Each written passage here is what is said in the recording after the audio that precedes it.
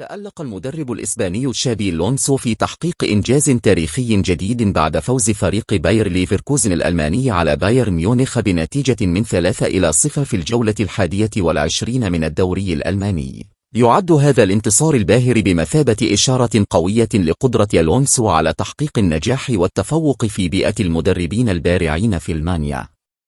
بفضل هذا الانتصار، تمكن ألونسو وفريقه من تصدر جدول ترتيب الدوري، متجاوزين بطل الدوري السابق بايرن ميونخ بفارق 5 نقاط.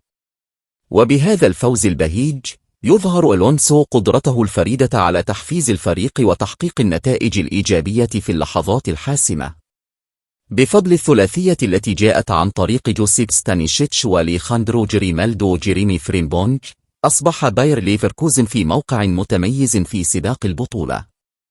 ومن خلال هذا الأداء المذهل، يثبت ألونسو أنه ليس فقط مدربا موهوبا، بل قائدا قادرا على قيادة فريقه نحو النجاح.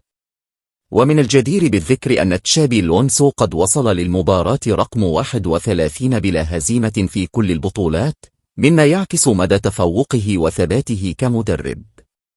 إذ يسعى ألونسو لمعادلة أو حتى تجاوز الرقم القياسي لسلسلة اللاهزيمة التاريخية في الدوري الألماني، الذي يعتبره هدفا رئيسيا في مسيرته التدريبية.